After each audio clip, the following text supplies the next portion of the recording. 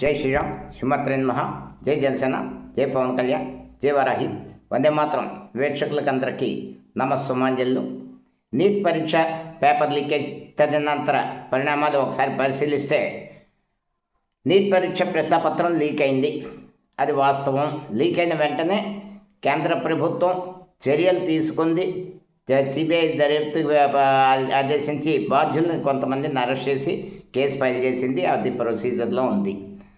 తర్వాత విద్యార్థులు చాలా ఒత్తిడిలోనే కొంతమంది ఆత్మహత్యలు చేసుకున్నారు. అది కాదనలేని వాస్తవం. ఇక్కడ తర్వాత వెంటనే కేంద్ర ప్రభుత్వం విద్యా సంవత్సరం నష్టపోకుండా తక్షణమే వెంటనే రీ ఎగ్జామ్ కండక్ట్ చేసింది. విద్యార్థులు ప్రిపేర్ అయ్యారు, రాశారు. అది పరీక్ష ఫలితాలు కూడా వచ్చాయి. కౌన్సిలింగ్ కూడా ప్రారంభం కాబోతుంది.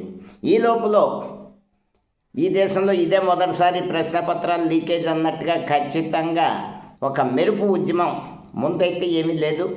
తర్వాత రకరకాలుగా కాక్రోచ్ జనతా పార్టీ నేతృత్వంలో ఉద్యమం ప్రారంభమైన నెల రోజుల వరకు కూడా అతి గతి లేదు, ఏమీ లేదు, అందులో స్పందన లేదు. అక్కడ కొంతమంది వచ్చి చిల్లర వేషాలు వేయడం, అది సడన్గా ఇదే అవకాశంగా అందిపుచ్చుకొని కాంగ్రెస్ పార్టీ వాళ్ళ యువ నాయకుడు యువరాజు రాహుల్ గాంధీ ఒక మెరుపు ధర్నా ప్రధాని నివాసం దగ్గర.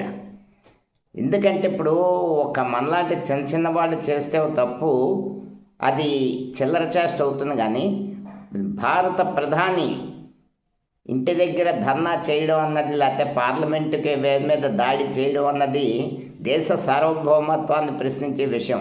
ఇక్కడ ఒక్కొక్కటి జరిగిన పరిణామాలు చూస్తుంటే ప్రధాని ఏదైతే విద్యార్థులతో మాట్లాడడానికి సందేహించి ఇన్స్టాలో పోస్ట్ చేసి, అదే ఫేస్బుక్లో కూడా పోస్ట్ చేసిన రీలు డిలీట్ చేయబడింది. భారతదేశ ప్రధాని పోస్ట్ చేసిన వీడియోని డిలీట్ చేసింది ఫేస్బుక్. ఏమంటే చిన్న ఎర్రర్ అంది. ఈ కేంద్రం ఇది సీరియస్గా తీసుకుంది. ఇక్కడ ఎక్కడెక్కడి నుంచో వచ్చి విదేశీ ఛానల్స్ భారతదేశంలో ఏదో జరిగిపోతోందని బయట ప్రపంచానికి చూపించడానికి చేసిన ఇది. ఒకవైపు వీళ్ళు ఫేక్ వీడియోలు, ఇంకోవైపు హిందువుల ముసుగులో కొంతమంది ఫేక్ వీడియోలు. ఓ కానిస్టేబుల్ చచ్చిపోయిందని. మనం ఎప్పుడూ కూడా సోషల్ మీడియాని, ఎందుకంటే సోషల్ మీడియాలో వార్తలు చూసి నేను ఎందుకు స్పందించాలి, టీవీలో చూసి చెక్ చేసుకున్నాక ఏదైనా ఎందుకు మాట్లాడతానంటే 90% సోషల్ మీడియా వీడియోలు ఫేక్.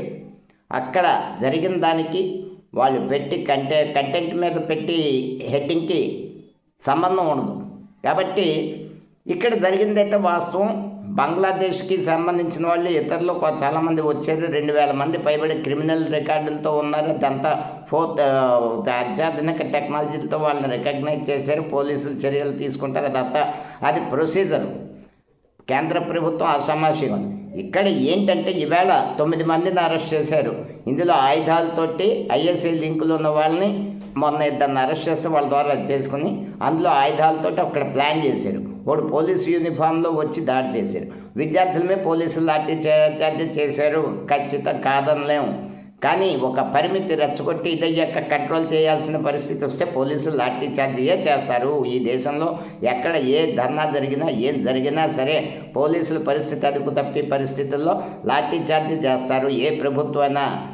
ఇప్పుడు చిలక పలుకులు కాంగ్రెస్ పార్టీ దీన్ని అందిపుచ్చుకొని ఇక్కడ ఆ విషయం జరిగిన ఉద్యమం చేసింది కాక్రోచ్ జనతా పార్టీ. కేంద్ర ప్రభుత్వంతో చర్చలు జరిపింది కాక్రోచ్ జనతా పార్టీ ప్రతినిధులు.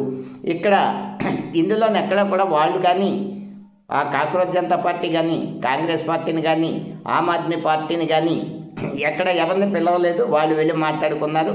కేంద్ర ప్రభుత్వం కూడా ఈ పరిణామాలన్నీ గ్రహించి నష్ట నివారణ చర్య జరగకుండా కోసం ధర్మేంద్ర ప్రధాన్ని రాజీనామా చేయించింది. కానీ చేతగాక కాదు, ఇది ఉద్యమం పక్కదారి పట్టింది. ఆ యాంటీ సోషల్ ఎలిమెంట్స్ ఇందులో ఎంటర్ భారీ నష్టం జరగబోతుంది. అది ప్రివెంట్ చేయడానికి చేసింది.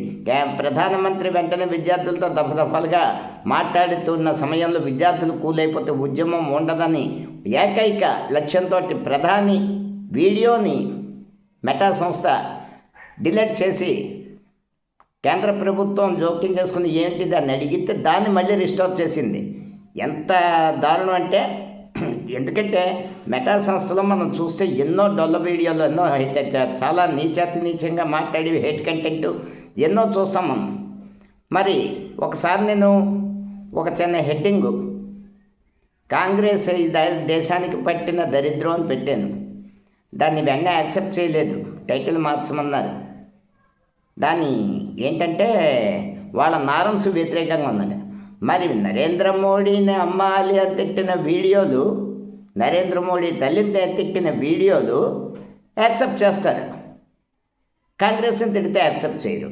ఇది ఖచ్చితంగా అభ్యర్థి కాక్రోచ్ జనతా పార్టీ అధ్యక్షుడికి ఇప్పటికీ తీరిక అవ్వలేదు. వేళ మాట్లాడుతున్నారు. వాళ్ళకి కూడా వాళ్ళని అడుగుతాం, వాళ్ళకి ఏం కావాలో అడుగుతాం, వాళ్ళకి విద్యార్థుల సమస్యలను అడుగుతాం, ఎవరు రాజీనామా చేయాలి వాళ్ళు చెప్పిందే చెప్తా ఉన్నారు. కానీ అక్కడ హర్యానా ఎక్కడైతే ఇప్పుడు ఉద్యమం జరుగుతోందో జార్ఖండ్లో, ఆ ఉద్యమం గురించి ఇక్కడలాగా చెలరైపోలేదు. కారణం అక్కడ బీజేపీ గవర్నమెంట్ కాదు కాబట్టి. ఇంకా ఆమ్ ఆద్మీ పార్టీ అన్నా హజారే ఉద్యమం, అవినీతికి వ్యతిరేకంగా ఉద్యమం చేసి ఆయనకి తెలుసు తదనంతర పరిణామాలు రాజకీయాల్లోకి వెళ్ళాక మనుషులు ఎలా మారుతారు. ఆ ఉద్యమాన్ని అక్కడితో విరమించేసి రాజకీయాల్లోకి రానని చెప్తే దాన్ని అందిపుచ్చుకునే అవకాశాన్ని చీపురు పట్టి అవినీతిని ఊడి చేస్తాను చీపురు గుర్తుతోటి ఆమ్ ఆద్మీ పార్టీ పుట్టి 5 ఏళ్లలో లెక్కర్ మీద ఒక మామూలు సాదాసీదా వ్యక్తులే కనిపించి volunteer retired IRS officer Arvind Kejriwal అతి పెద్ద లిక్కర్ స్కామ్ చేసిన వ్యక్తి. వాళ్ళు అవినీతి గురించి మాట్లాడతారు. ఈవేళ కూడా విద్యార్థులతో మాట్లాడుతున్నారు రాహుల్ గాంధీ. మిమ్మల్ని ఎవరు బెదిరించినా విద్యార్థులు బెదిరించేంత క్రూరమైన ప్రభుత్వం ఇది కాదు. ఇక్కడ విద్యార్థుల ముసుగులో వచ్చిన యాంటీ సోషల్ ఎలిమెంట్స్ని ఏ ఒక్కరిని విడిచిపెట్టి పని లేదు. అలాగే దీనికి ఫండింగ్ ఎక్కడెక్కడి నుంచి వచ్చింది, ఖచ్చితంగా ఇది చాలా దర్యాప్తులు అన్నీ జరుగుతాయి. కానీ ఏది ఏమైనా సరే ఇది ఒక కాక్రోచ్ జనతా పార్టీ అభిజిత్ దీప్కే తోటి కూడుకున్నది కాదు, ఒక కాంగ్రెస్ పార్టీ, ఒక ఆమ్ ఆద్మీ పార్టీ కాదు.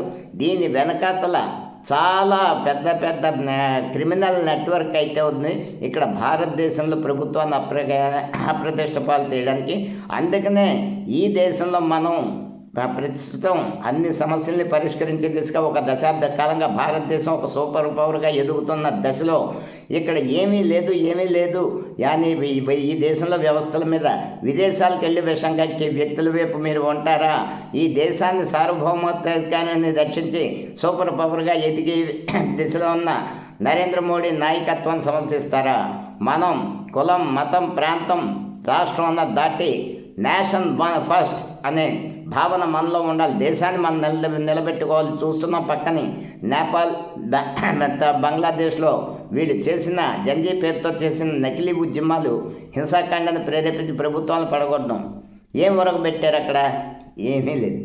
కాబట్టి ప్రశ్నాపత్రాలు లీక్ అన్నదానికి టెక్నాలజీ తీసుకొచ్చారు. ఇంతకీ కొసమెరుపు ఏంటంటే ప్రశ్నాపత్రాల నిరోధక బిల్లుకి ఈ ప్రతిపక్షాలు, యువ నాయకుడు, వాళ్ళ పార్టీ, వాళ్ళ మిత్రపక్షాలు బిల్లుకు అనుకూలంగా ఓటేయలేదు, వాకౌట్ చేశారు.